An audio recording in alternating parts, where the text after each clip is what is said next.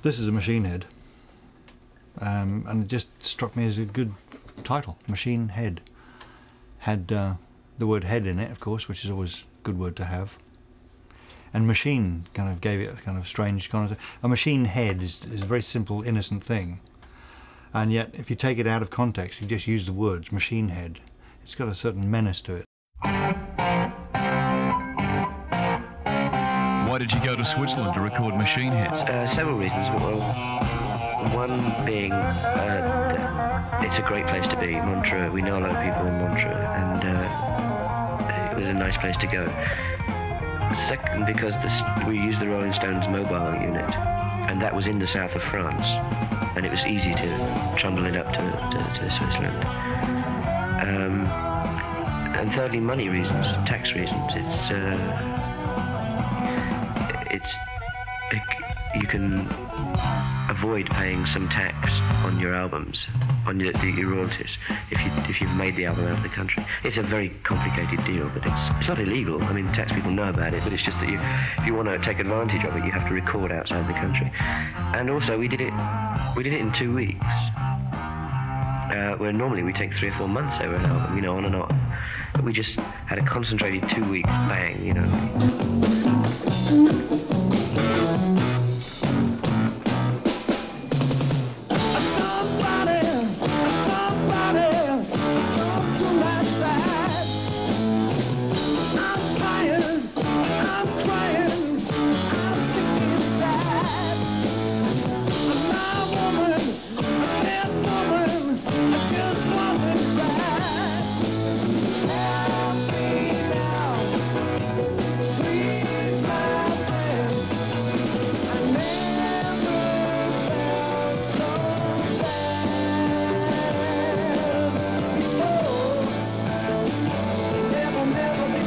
The great thing about Machine Head, what we did was pretty much everything we recorded had been worked on before, except, strangely enough, Smoke on the Water. But we had a lot of really good ideas which we'd worked up in the rehearsal studio. Never Before was an interesting track. I think that was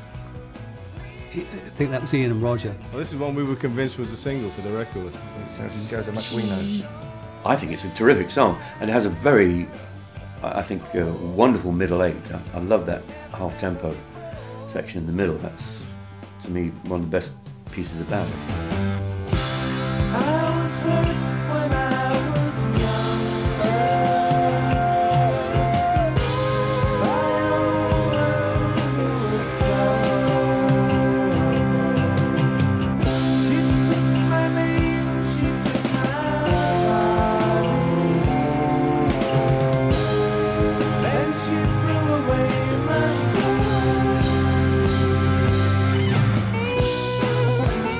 We thought, well, this sounds like it could be a single. If they're going to ask us for a single again, which they, of course they were. We were more excited about Never Before than anything on the record.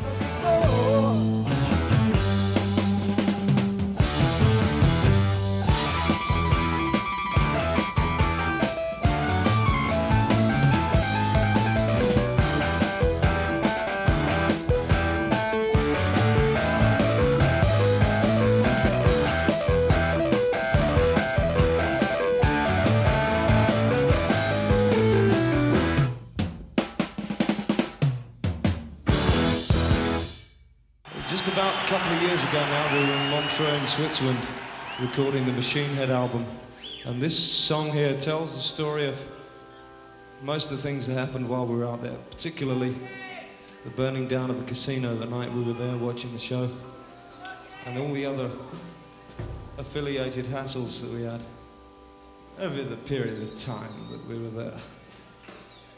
Smoke on the Water, this one.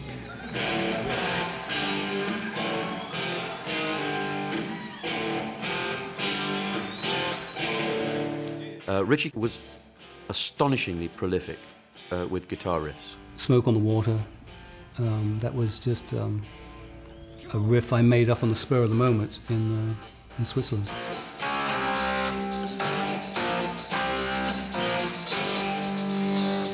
I think after the experimentation of Fireball, we were looking for simplicity, rawness, and that seemed to fit the bill. The Smoke on the Water guitar riff is, yeah, I mean, that's the whole thing.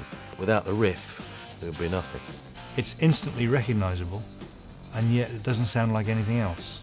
The funny thing is, I thought that the whole world and his mother would know the story behind Smoke on the Water, but I still get asked. Journalists, people at stage doors, people I meet in the street, when I'm, what is the story behind Smoke on the Water? Was it a mountain burnt down? I mean, what? And you kind of, so you have to tell the story again. But what I love about Smoke on the Water is if you want to know the story, listen to the words. It's a story song. There aren't many narrative story songs in the rock and roll genre, and this is a fine example. We all came out to Montreal, Geneva shoreline, to make records with a mobile. We didn't have much time. Frank Zappa and the Lovers had the best place around. Some stupid with a flare gun burn the place to the ground. Smoke on the water, a fire in the sky. Get on it. I remember Roger writing the phrase "smoke on the water" on a napkin as we sat in the hotel watching this, the vivid imagery of this flames 200 feet in the sky, and the downdraft from the mountain was blowing the smoke across Lake Geneva. We looked out of the window and you could actually see the smoke from the casino coming across the lake, this big billowing cloud coming across the lake, hence the title Smoke on the Water. The boys came up with that. And I'm not sure if it was that day or another day, but Roger produced this napkin and it had Smoke on the Water written on it, and he said, that image will never go away from it. I said, no, that's great. It was certainly Roger's idea. At what point it got written down on a napkin, or what point he woke up in a dream with it, is lost in the mists of time, and I'm not entirely sure that it matters, really, other than the fact it was Roger's idea. Smoke on the water, a fire in the sky. Smoke on the water, yeah. It's interesting the way a band looks at its material when it comes to singles, because we weren't really, it goes without saying, we weren't really a singles band. It wasn't the kind of thing that we felt comfortable sort of putting the material into single form. It didn't come easy to us, but we were writing well by that time, and I honestly thought that we'd written a great single in Never Before. In fact, to the point that when we sent it across to Warner Brothers in the States, we sent it with the indication that Never Before would be the single. Came back the comment, "You must be joking, the hit is Smoke on the Water," to which we said, "You must be joking, the hit is Never Before." We honestly didn't think that Smoke on the Water was hit material. How wrong can you be?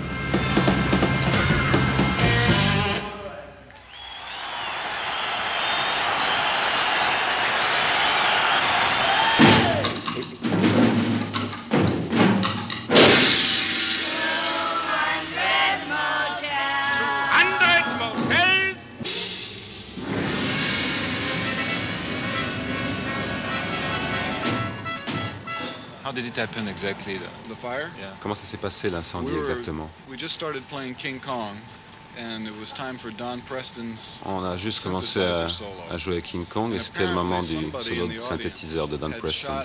Et il semble que quelqu'un dans le public ait lancé une fusée dans les jouets King Kong et j'ai arrêté l'orchestre. Don jouait et quelqu'un est monté sur scène en disant "Regarde là-haut." Et effectivement, il y avait de la fumée qui sortait.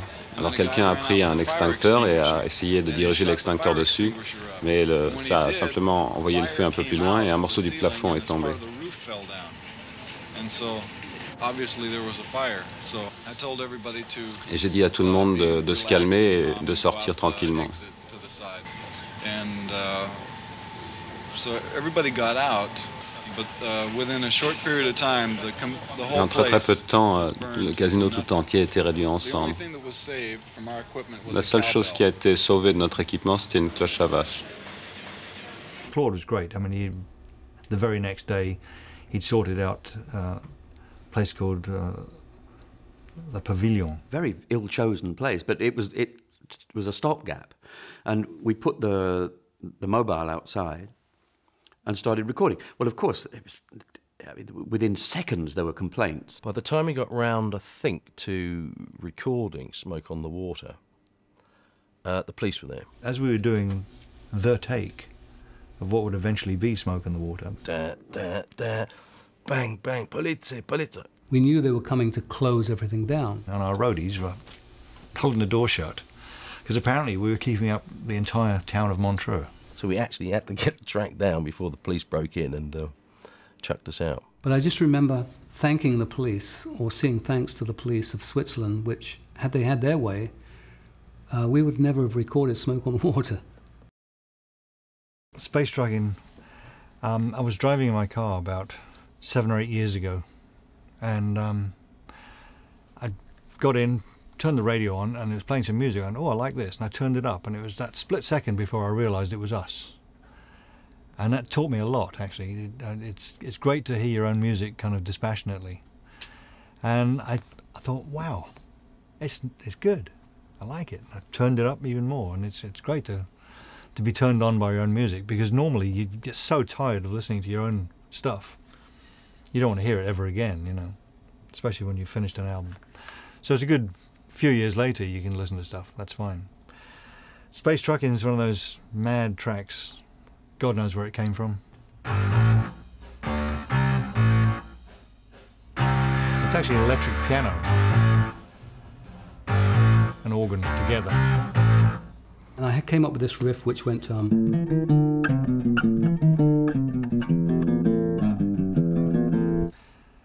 we didn't know what the hell to do with it, you know. It was almost like a thumb exercise. It could be played with a thumb, like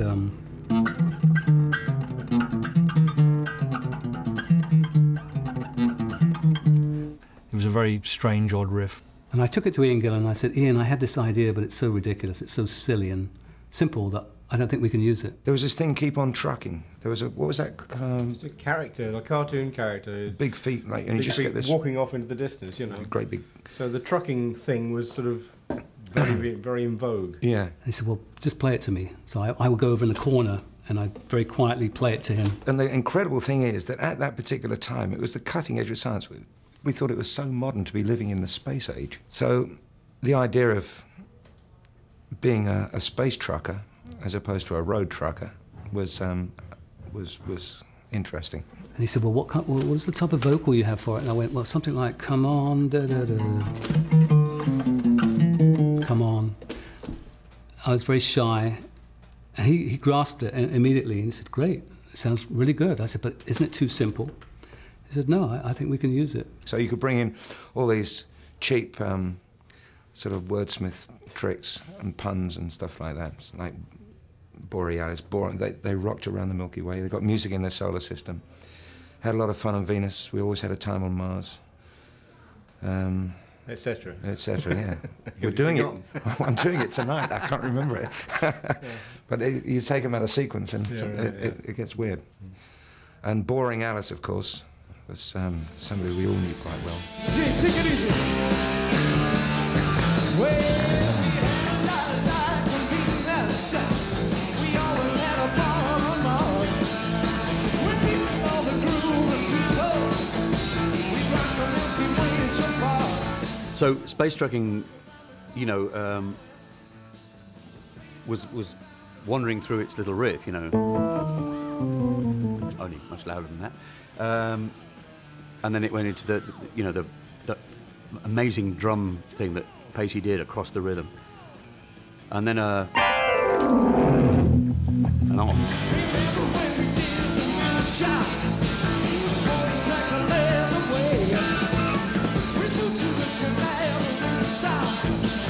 Every knuckle band to sway. We got music in our solar system. It's bass striking every day. Oh, come out! Come out! Come out! Come on! Come on! Come on! I remember one of the things I used to do was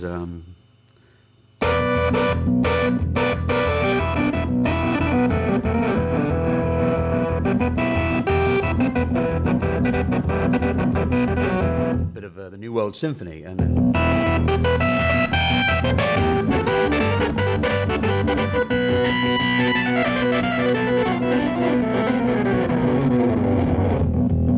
and I expect Roger, and in fact get Roger. Roger would again be listening, and he would occasionally get to make that chord change with me if he was quick enough. Great fun, enormous fun. I mean, that's just.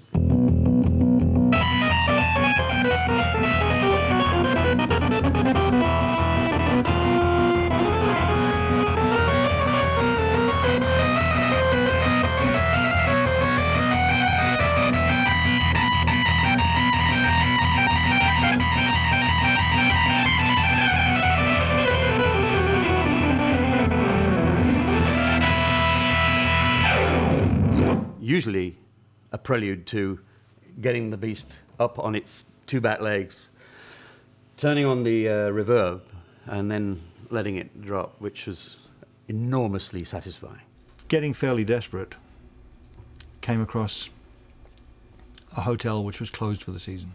And we went to look at it, and it was a very forbidding place. It was an old Victorian, pile, huge, great thing.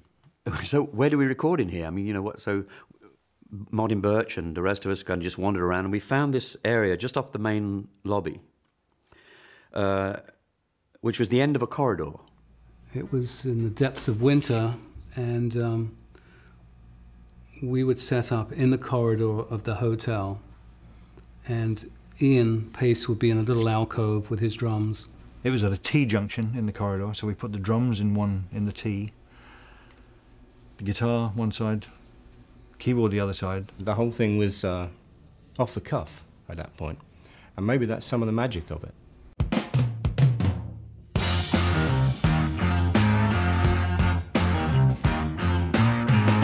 My only recollections of Maybe I'm a Leo are it was title originally Blues Riff, which is something, sounds like, I think this is one of Roger's songs. So it was obviously the blues riff he had, and it must have been, the next title is Just Before Midnight, so that's obviously when we actually recorded it, and then the lyrics were written and it was Maybe I'm a Leo.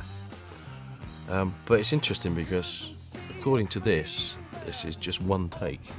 I didn't even think about it. It wasn't a conscious thought, but I just heard How Do You Sleep by John Lennon, and what I really liked about that was that the riff came in not on the downbeat.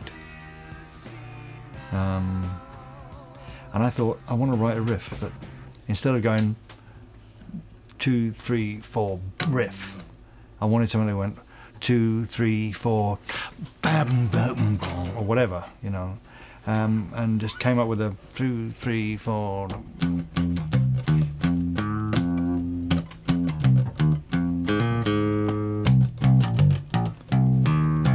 And the other thing about that riff, of course, is it doesn't start in the tonic key either. It starts on the 4, nicely in tune. So it starts not in the tonic key, and it starts not on the downbeat of the bar. So and I just played really what I could play. I'm not really that clever a player that I can come up with something that no one else can play, which is one of Ritchie's fortes.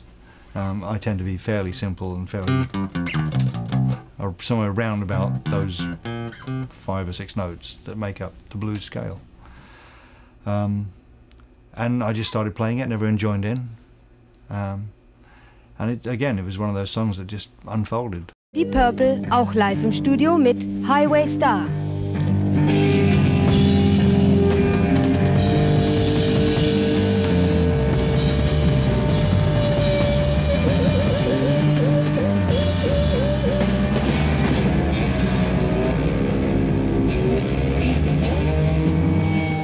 Ritchie was dicking around on his banjo, and one of them said, "Well, how do you write a song then?"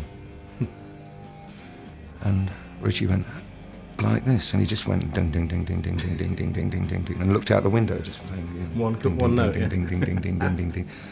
So I started singing, and we did the song in the show that night. Ritchie really is the driving force behind this. He plays with such precision. Nobody gonna take my car, we're gonna race it to the ground. Nobody gonna take my car, we're gonna break this bill sound. Oh, it's a killer machine, they're gonna take you all around. Oh, like Steve McQueen and Mickey Mouse and all that love.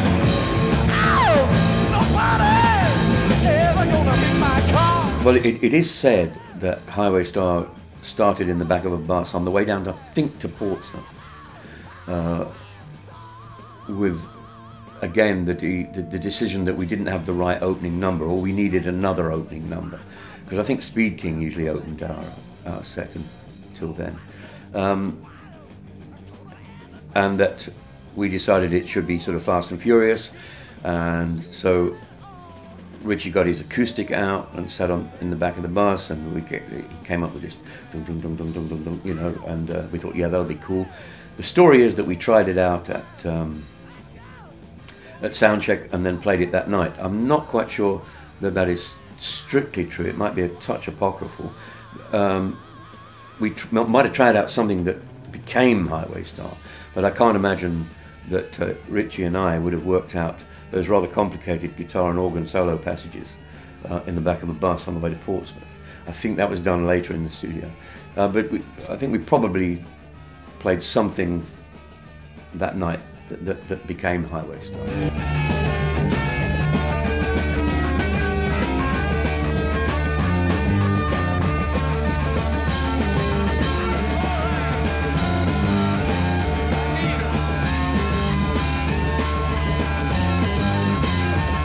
I thought a quasi-Bach-like sequence would be the answer for a keyboard solo.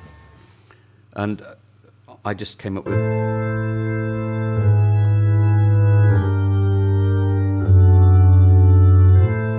and so on.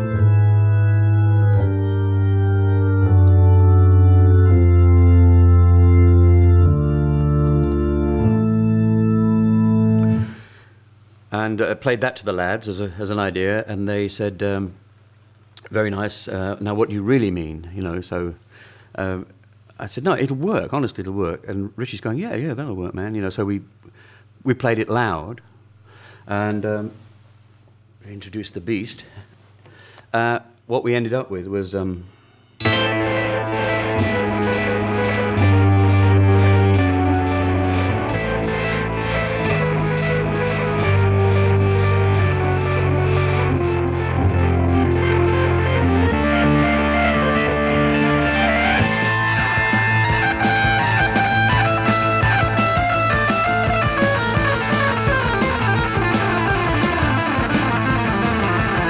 Most of my solos were very spontaneous, and I had a very bad habit of just sometimes having 8 to 16 bars of just a chord progression. I would have no idea what I was going to play, except for the solo in Highway Star. They're not obvious harmonies.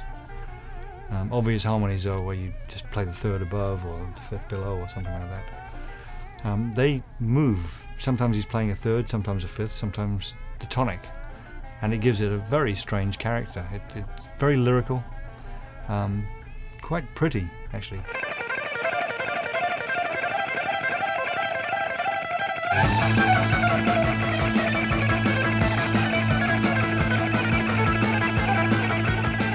Find a bit of plectrum work.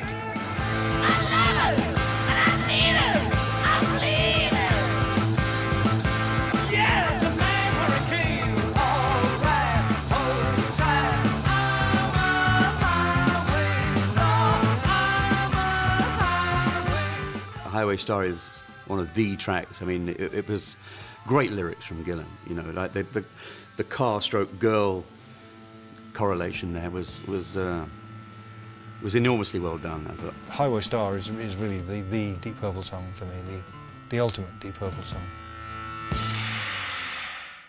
we parked the truck outside from the main entrance of the hotel and ran all the cables in to this corridors we were in. What was interesting was every time that we would go to listen to a playback, Martin would say, "Do you want to hear this one back?" And we'd say, "Of course, let's go and see how it sounded."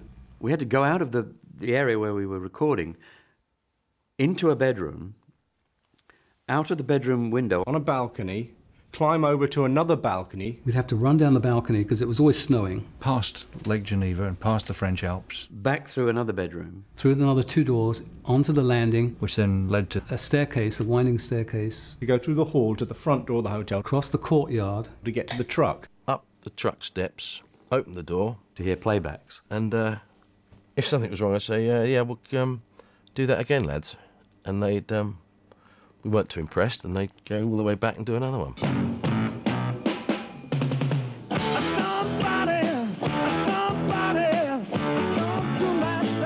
Machine Head, Deep Purple's new album, in your record shop now on Purple Records. Where else?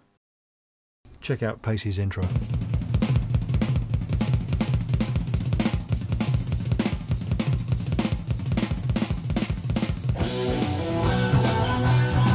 Sheer madness.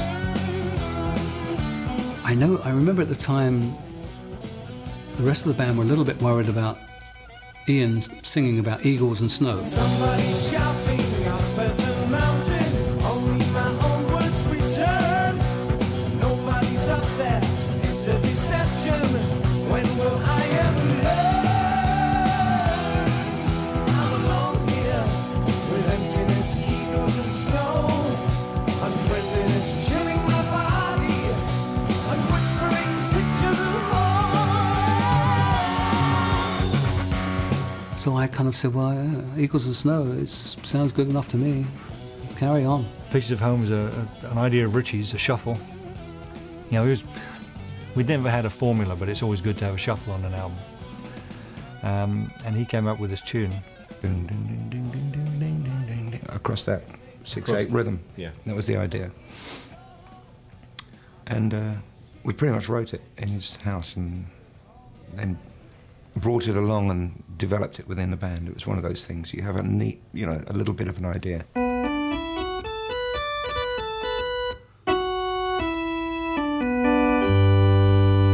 Lovely chord change there. I think he picked that up off some Eastern European shortwave radio. Probably the one built into his hat. He does get Bulgarian radio signals coming through his head quite a lot, so... I heard the riff for that on a shortwave radio. And it was probably Bulgaria or Turkey or somewhere like that. It's nice to hear Ritchie playing something that simple, driving.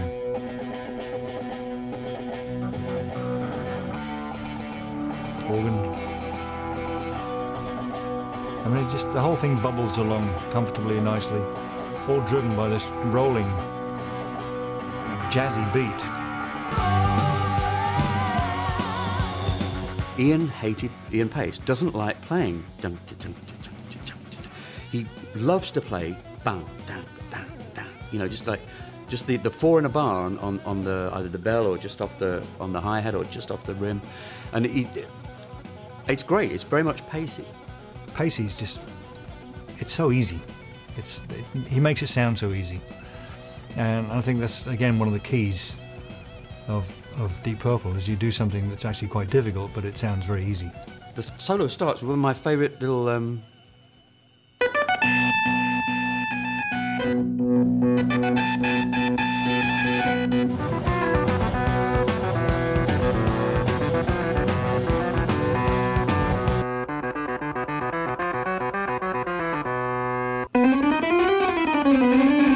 Something chromatic, and then I cheated and played the other half as an overdub, which you can see why I did it as an overdub. It saved a lot of time. Here's the wind, and his play it again and again until it works.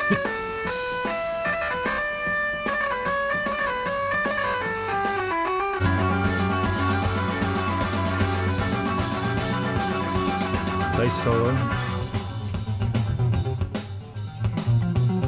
That's the one.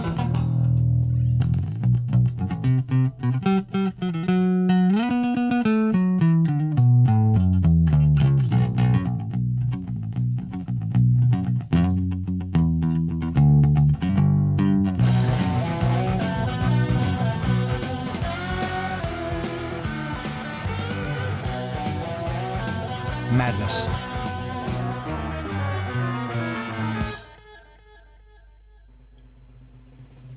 False ending, maybe.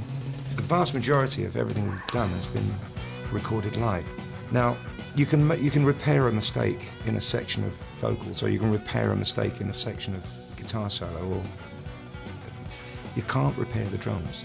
And I love listening to these because you hear what went on after the fade had happened.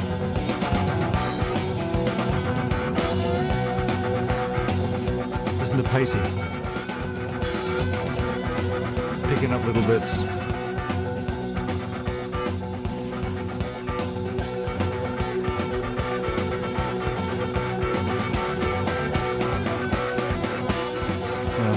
That's on the fly, that's not rehearsed. That's just something that happens as you're playing. He heard a piece of music and he just reacted to it. And that's the great thing about in a band playing together, you work off each other. It's magic, it's a certain kind of magic. I think it's for me, probably the best track on Machine Head. It's slightly adventurous, it's slightly off the wall. The big crime to me was that the ballad wasn't put on it, you know, Blind Man. Yeah. The one song that's not on the album, but was recorded in that room, was When a Blind Man Cries, which has gone on to have a complete life of its own. And there's a lot of the lyrics of that actually sum up the making of Machine Head. As much as Smoke on the Water is the story of what happened, When a Blind Man Cries, there's a lot of the atmosphere. And the idea of telling a story based on the principle that there's always someone worse off than you are, no matter how down you are, captured in the phrase of when a blind man cries, you know something's wrong, you know.